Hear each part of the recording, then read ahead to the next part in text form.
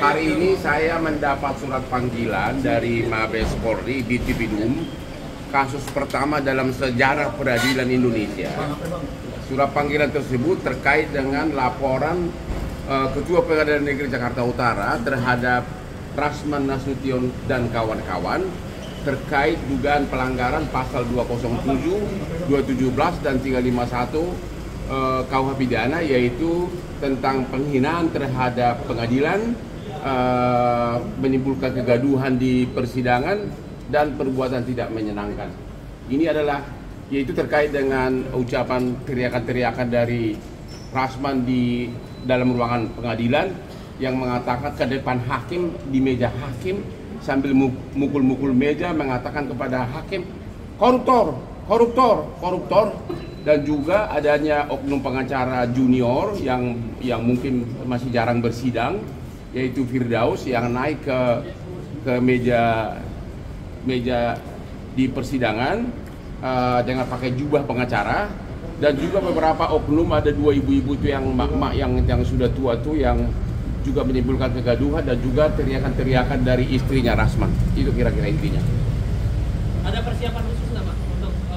Nggak ada persiapan, saya kan hanya sebagai saksi, dia hanya menceritakan apa yang saya lihat, saya alami di persidangan. Yang jelas ini adalah kasus pertama dalam sejarah peradilan Indonesia. Tapi persidangan seperti apa sih? Kronologinya seperti apa sih? Kronologinya kan Anda sudah lihat begitu. Kan intinya begini, kan si Rasman menuduh sampai 11 kali posting di Instagramnya mengatakan saya itu penjahat seks. Saya itu kelainan seks. Dan kalau sidang pertama, kedua kan sampai ketiga kan sidang terbuka kan.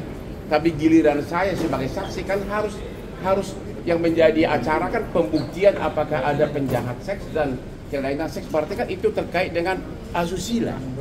Menurut undang-undang bahwa apabila materi persidangan adalah tentang asusila harus tertutup. Begitu hakim mengetok bahwa tertutup, dia marah-marah karena dia sudah bawa begitu banyak TikTok dan sebagainya. Dia mungkin mau pansus, mau fashion show di persidangan, padahal gue jauh lebih ganteng kan. Hari ini kan dia menghadap sama MA, Bang, terkait dengan pembekuan. Saya nggak yakin, saya merasa kurang yakin dia bisa diterima. Bagaimana perasaan seorang pimpinan Mahkamah Agung yang anak buahnya, hakim di bawahnya diteriakin di persidangan, koruptor, koruptor, dan itu di persidangan dan diketok-ketok mejanya. Jadi dia sudah sadar bahwa sudah berakhir karir dia, karena ada dua hal yang paling penting.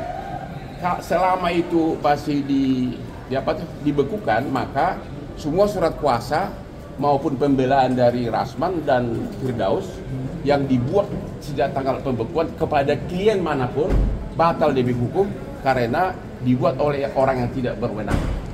Tentu kedua, masyarakat tentu akan pasti menjauh, akan memakai pengacara. Orang memakai pengacara kan untuk menang, untuk membela diri, bukan untuk kalah. Kira-kira begitu.